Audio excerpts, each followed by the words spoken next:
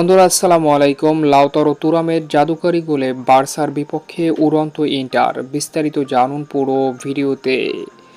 Champions লিগের big high voltage ম্যাচে বার্সেলোনার বিপক্ষে মুখোমুখি হয় ইন্টার। দুর্দান্ত এই সেমিফাইনালের হাই ভোল্টেজ ম্যাচের ফার্স্ট মিনিটই অবিশ্বাস্য গোল করে ইন্টারকে এগিয়ে নিয়ে যায় ইন্টারের স্ট্রাইকার তুরাম। এখানে ম্যাচের ফার্স্ট অ্যাটাক থেকেই গোলটা আসে ইন্টারের। ম্যাচ শুরু হতে না হতে ফার্স্ট মিনিটের মাথায় অর্থাৎ 37 সেকেন্ডে দারুণভাবে কাউন্টার আক্রমণে ওঠে ইন্টার এবং সেই কাউন্টার আক্রমণ থেকেই এগিয়ে যায়, যেখানে রাইট সাইড থেকে ডোমফ্রিস অসাধারণ ক্রস করে ডি বক্সের ভিতরে, আর সেখানে ম্যাজিক্যালি ফিনিশ করে মার্কুস তুরাম। তার অসাধারণ সেই ফিনিশে ম্যাচের 37 সেকেন্ডই এগিয়ে যায় বার্সার বিপক্ষে ইন্টার।